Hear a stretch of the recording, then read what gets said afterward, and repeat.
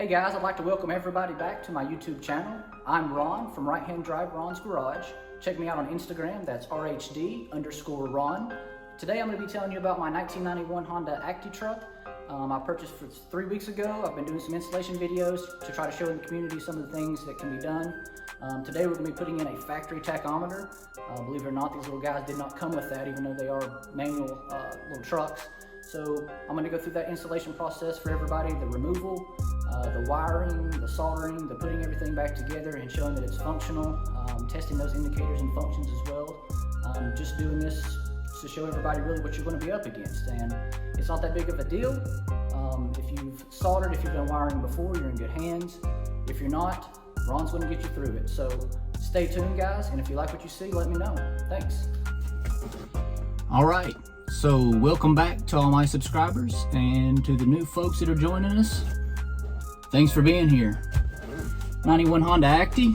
Been talking about doing a tachometer install for several weeks now. Waited months to get the truck. Truck's here. Tachometer's here. Let's open it up here. Care of Mini Mimi at AllThingZJDM with a Z.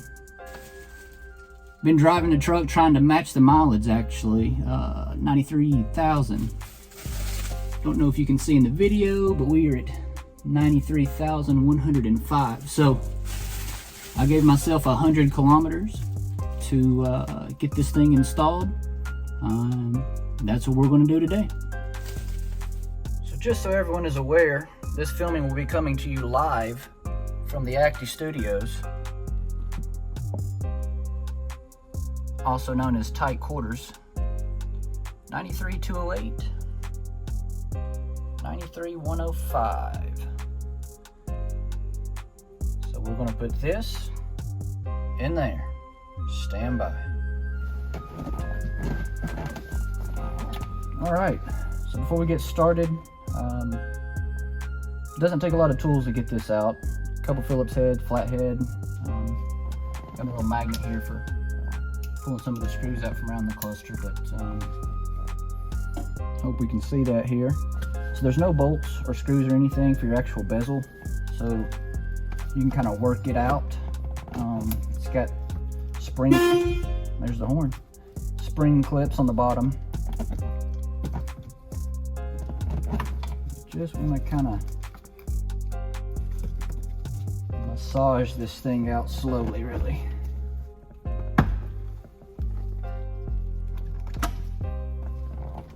Kind of get the top out first there. I have to kind of push it in and rotate it to actually get it out of the hole there. Let's see.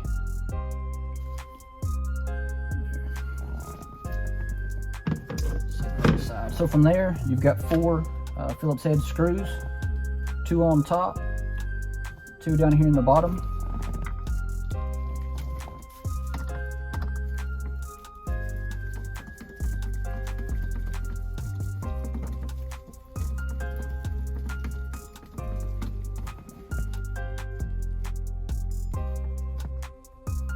Get those out, set those aside.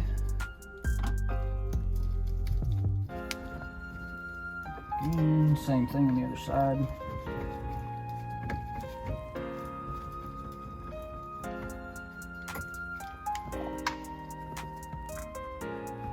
Slightly longer Phillips head to reach those other ones.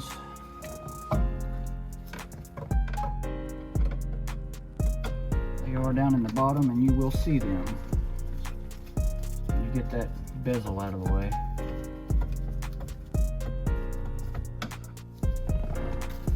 I like to use my magnet on a zip tie. Used to be a magnet on a stick. Turned into a magnet on a zip tie when the stick broke. Get that guy.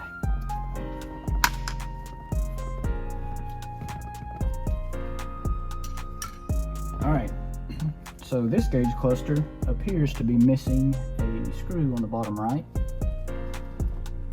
So we will not need to take that one out. So next thing we've got to do is these older tachometers, these older speedometers here are cable driven from a the cable from the transmission. So there's actually a cable that mounts to the back of the speedo, which clocks your mileage, both your speed and how many kilometers you've actually turned over. So for that, we have to go in through the side. Very tight quarters again. Small hands are the best here, and try to pop that loose. Alright, so there's really no good way to video exactly what you're trying to get to. So what I'm showing you is this. Here's your steering wheel. Here's your cover for your brake fluid reservoir. You're going to want to go underneath that. And if you look up in there, let's get in closer.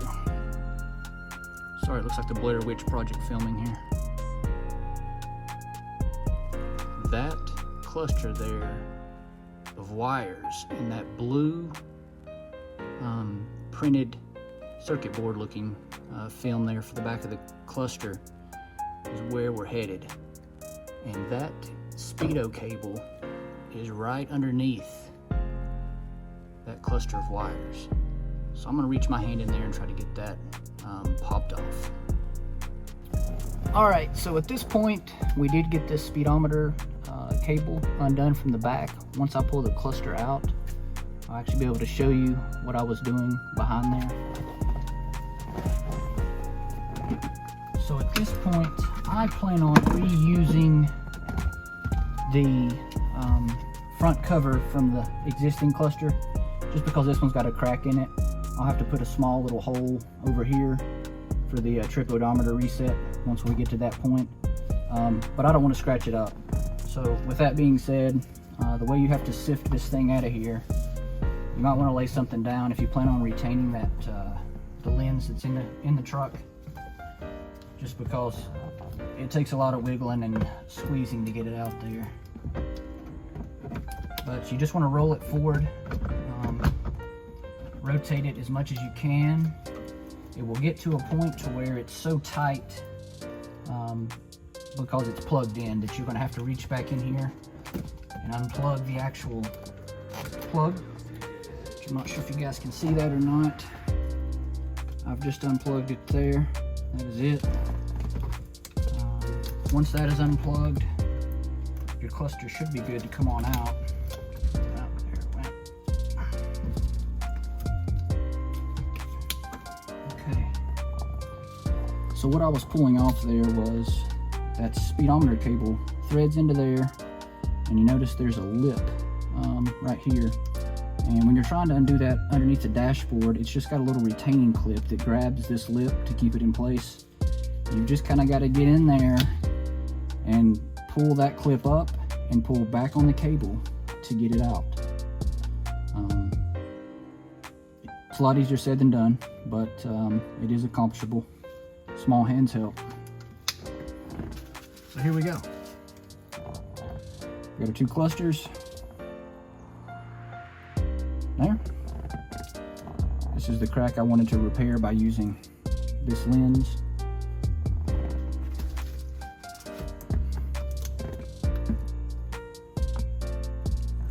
Alright, moving in here to dash. Like any good project, you typically find some neat wiring that somebody before you did. Appears we had a bad couple of connectors right there. If you can see the third and fourth from the right. And these were for the blinker indicators, so it looks like they just jumped around that bad terminal, and they actually went straight to the bulb in the cluster, which I removed off film there. But that's your one plug. This down here is the speedometer cable that I was telling you about, and if you look down here, that there is that plastic clip. Okay, so you've got to kind of squeeze on the back of it to release, and then just pull this thing straight back. And when you go back in, this thing has got a square head on it that you have to thread back into that hole, and then re-pull this clip up to snap back in place. So that's it for getting it out. I'm gonna go over here to the workbench now and see if we can do some wiring.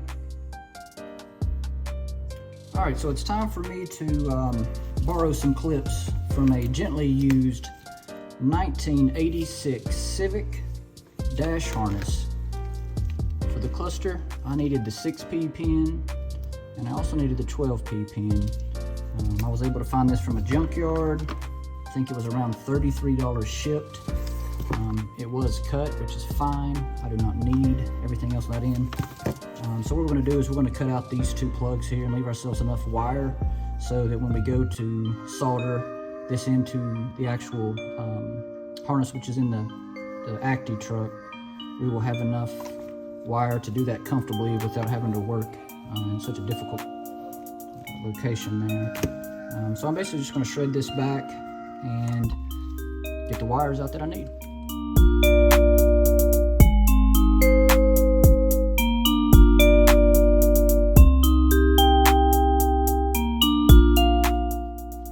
Alright, so at this point I've pulled back some of the wire loom, plastic sheathing there to expose the wires that I want to try to keep here and use. I've created a pinout diagram from checking all the locations here on the back of the film for the two clusters to compare one to the other. So what I'll end up doing is I will de-pin all of these here with about 5 or 6 inches of wire length here so that I can wire it into the truck comfortably. And I'll just switch these pins out in alignment with what I did for the actual pin out for the cluster that's going back in the truck. So since I've got enough here, this is a junk harness. I'm just going to cut these back here.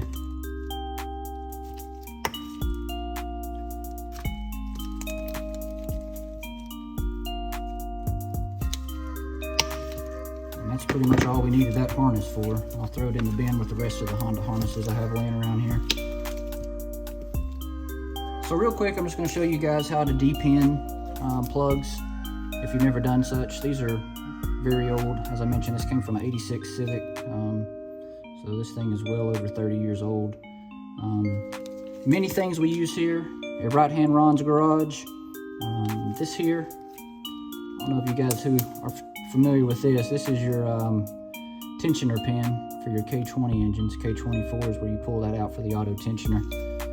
Also good for a tiny handle to get in there for the pin clips there. So we'll try to use this, and what we're going to do is just reach in here with the pin, kind of lift this up and de-pin this first wire if it goes successfully here.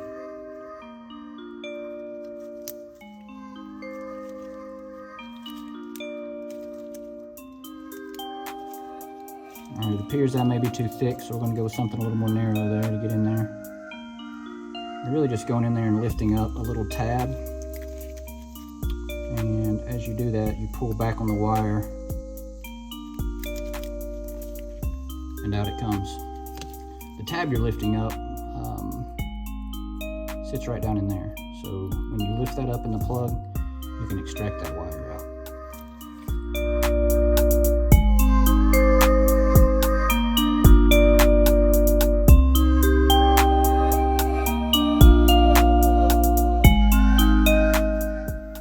Alright, so we've de-pinned our 12-pin connector along with our 6-pin connector. You can see now they are void of wires in their respective terminals there. These little guys here are hard to come by. To get them in a package deal, you really got two options. What I've done, what I figured out rather, you've got the 84 to 87 Civic harness, cluster dash harness, or as I've recently been made savvy to by a member of our group, there's also a Honda Beat PP1 model harness that I believe is also the 12 and the 6P together. I've got that on the way from me at AllThingZJDM with a Z. As you can see here, the cluster that I got was the 6 connector here and the 12 here. There is a different variety of them to where I believe it's 16 on this side. It's a blue plug. That one can typically be sourced from a 94 to 2000 Acura Integra is what I've discovered. So what I'm going to do now is take my handy cheat sheet that I am going to test before I give this out to the group. Hopefully get this a little more legible for everybody to understand, but just going to go through with the wire colors that I've annotated here and try to put them in the appropriate order for the plug here. Looking at what I called large 1 connector, which will go in like so.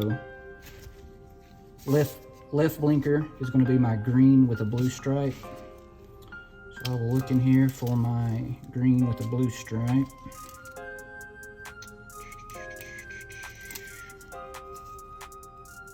This appears to be him here. So going back in to these is a lot more simple than coming out. Just ensure that when you plug these things back in, that little hole needs to be on top. That's where everything locks in to keep it from coming out on its own. So straight up, you'll get a click, give it a tug, and it's situated. I'll go through and do that for the rest of these. Alright, so at this point, I've got the pigtails plugged in. They are in. I have sorted the wires to where they need to be. Done a very quick trim of the wire sheathing here so that I could just test out some of the functions of the cluster to make sure everything's wired up properly. I've got my handy dandy little volt creator here, power probe is what we call it, with the grounding in. Pretty much just going to go through and check functions. First thing we'll do, we'll take a look at the emergency brake and make sure that it is lighting up. So I know that yellow there is one of my ignition powers. And e-brake should be, from the chart, green-red. Good signal. There's the e-brake. Alright, that checks out. Let's see. Next thing we'll do, we'll take a look at the oil pressure signal. It should be L5, yellow, red.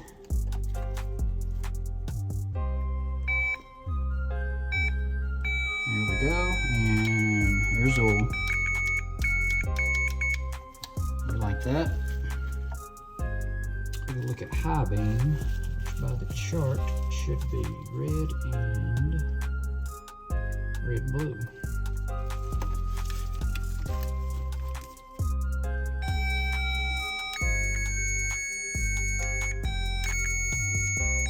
Okay, we got high beam.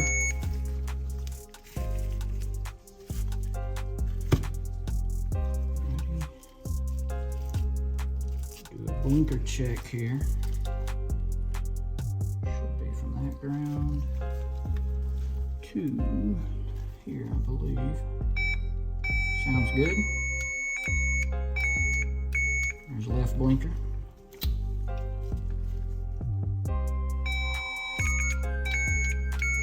There's right blinker. All good there. Don't know that you're going to be able to see this, but this here is the gauge cluster illumination, which has got the nice green hue to it. For those asking, yes, that film can be changed out, and yes, you can add different bulbs for illumination. This is the little green cover on the bulb I was telling you. This could be changed out to an amber or whatever color you like.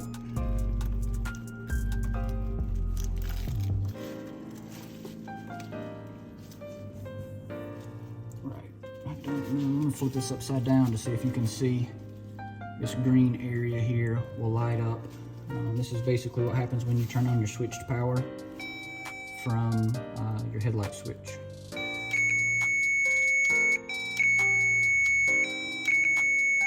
So there's that. Unfortunately, tachometer, obviously speedometer, I cannot check. Tachometer, you've got to have a pulse input from the blue tech wire, which I'm going to have to hopefully find underneath the dash. Otherwise, I'm going to run a wire from the distributor for that pulse input. All right, so now that we've got all the functions checked in regards to which bulbs are lighting up as they should, My next steps, go back to the truck, take a look at that tachometer wire, see if I can trace that down. I may have to add that to the harness. Once that's done, I will go to a very rudimentary installation, not soldering anything in yet, just basically crimping wires together quickly just to check the functions whenever it's in the vehicle. Once that checks out good and we get that sorted, then be taking that off, soldering that back in, which I will add to the video there. So for now, everything's looking positive. Happy with what's going on so far. Hopefully the trend continues. Stand by. Alright, so good news on the horizon. I was able to look underneath the dash. I found a big pin connector. I didn't count the pins, but it obviously had all the connecting chassis harnesses to the cluster harness. I found the Honda magical blue wire on one side. On the other side, which is the cluster side, the wire was not there. So seeing as though this was not a factory tachometer truck, I knew that at least the body harness had the correct blue wire on it. So I came back here. I'm underneath the truck now. You've got your ignition coil here.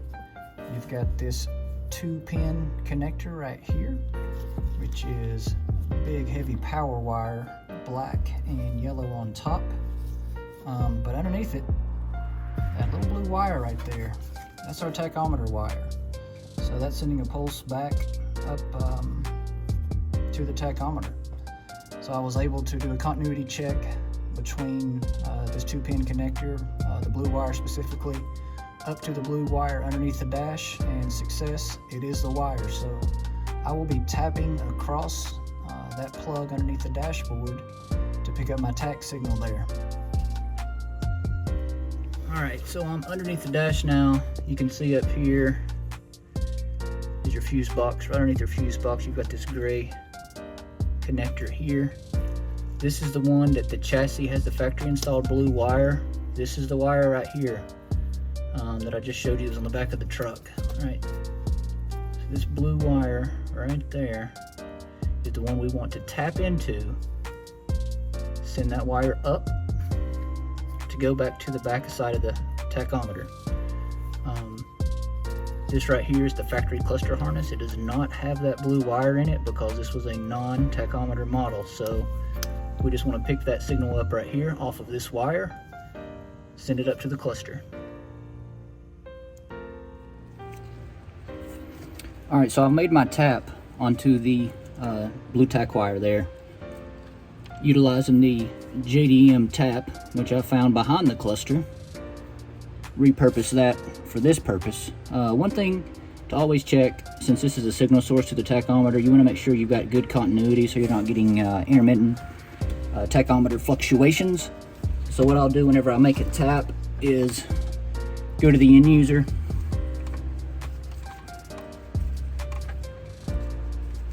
land the probe there, and we're just checking for continuity here. I know this is prong 3, so there we are. So the tap is good. Got my source here. I'm going to route this up through the dash to the back of the cluster. So just going to get these wires pre-conditioned, ready for solder. Makes it a lot easier when you're doing it in the car to go ahead and have your solder laid down. You can just add a dab, heat it up. Makes for a lot easier experience, especially in the tiny little Acty tachometer area there. The cluster's extremely small. Let's go ahead and get that solder into the wires, that way easier to do.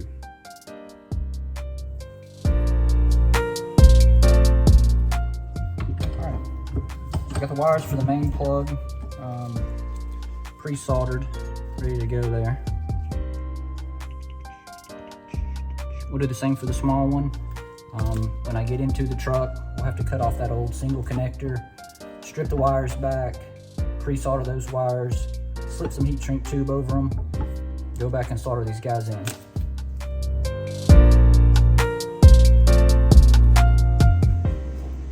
So at this point, I've been able to go in and strip back and solder the connectors from the factory harness, RIP to the single plug. Here again, we've got all the replacements tinned, if you will, ready to go. I'm going to slip some heat shrink tube on each one of these, go inside, solder all the matching color wires up, test it before I add the fire to the heat shrink tube to make it permanent. And if everything checks out, we'll be done. Alright, so I have got everything wired in. I've went through and plugged in the cluster and tested for functions. Everything's working. So at this point I'm going to go through and go ahead and shrink all my tubing there on my solder joints with flame and get this thing tidied up. We'll install the cluster and see how it works. Alright, cluster seems to be working. We're getting speed, we're getting tack.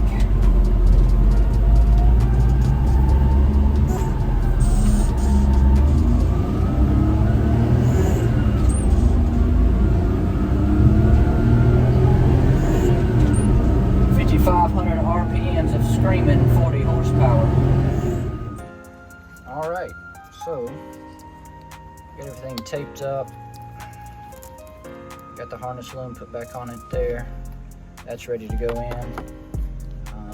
Good news actually on the cable, I was able to get underneath the truck and there's two brackets which actually hold that speedo cable, two 10mm bolts. You can loosen those two brackets, and I was able to pull about 1.5 inches worth of cable from the slack that was from the transmission to that first bracket. So in doing so, I've gained about 1.5 inches here on my throttle cable length. I'm sorry, my speedometer cable length. So now all is well. It's bolting in okay now, and I'm able to clip that in without having to pull it so tight. So I've got the cluster ready to go back in.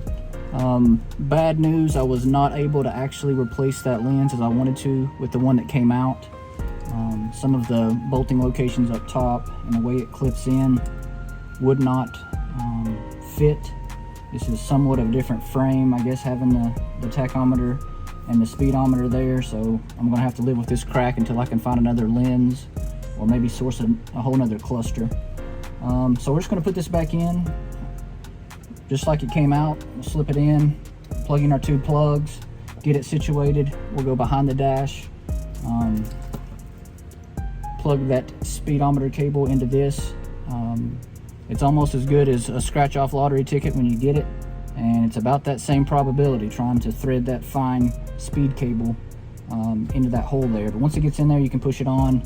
It'll clip right around this little edge here, and you're pretty much set to go then. So let's get started.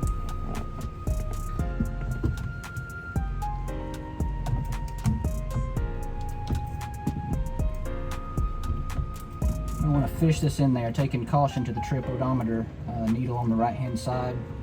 Don't break it or bend it.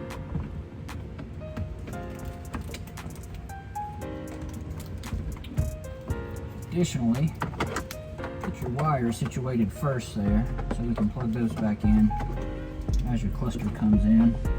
That left side, you almost have to put the cluster in the dash and then plug it in.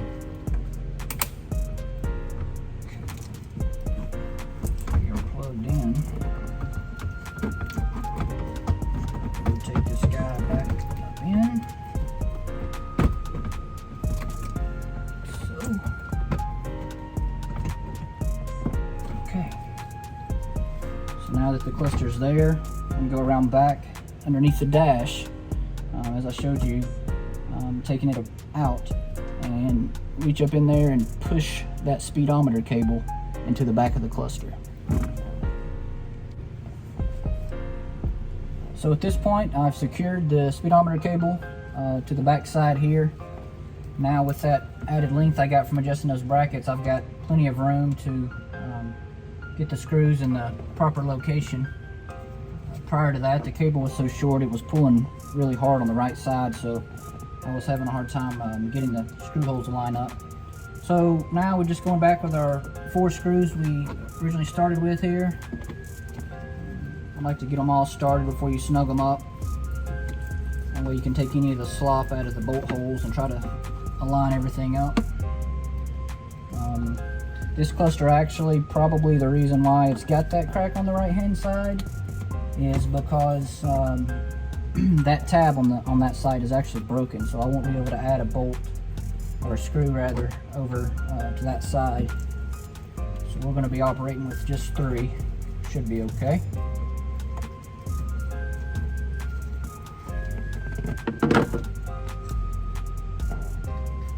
This one's going down here in the far right, so I like to pop that on there and basically guide it in with my finger as far as I can so I don't lose it in the dashboard, never to be seen again.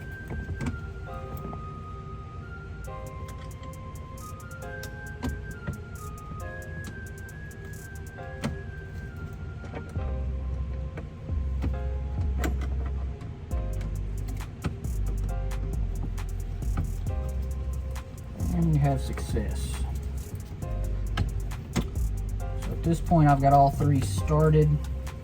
I'm gonna go ahead and try to square this thing out to be level as I can.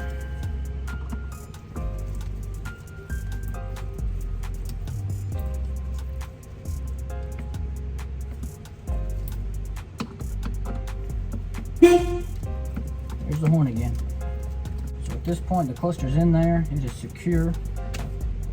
Let's do a functions check just before we put the bezel back on, since the bezel is the last piece, and if we need to make any adjustments or hopefully not any wiring issues of late arise, we can get to it a lot easier.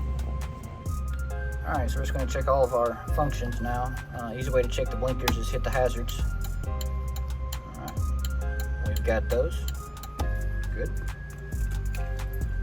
We'll go to key position 2 here to make sure our oil light comes on. We've got a blinker on 2 there.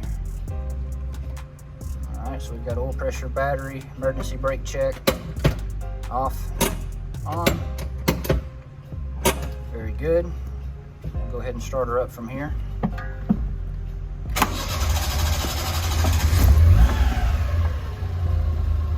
And you can see we got a tachometer.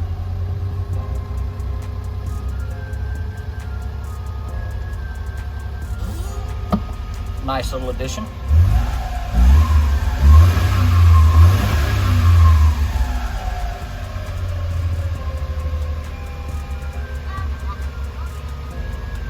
Temperature will come up. Truck's been sitting for a while, but I did test drive it earlier off camera. High beams, you can see the green glow when I turn the lights on over here.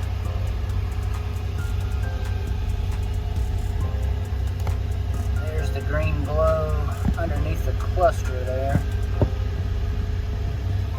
Okay. And when you hit the high beams, high beam light.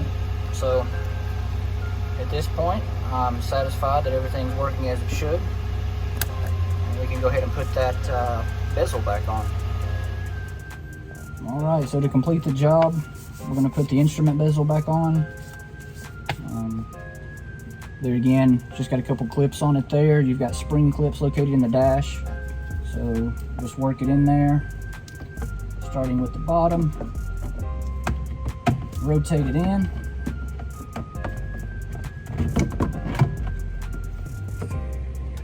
A little careful now that we've got the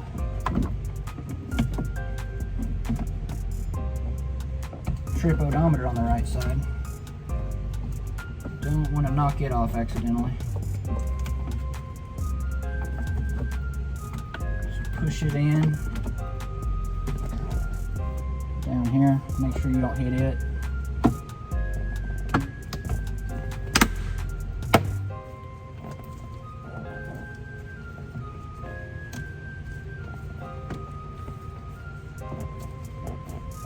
Make sure that's seated well.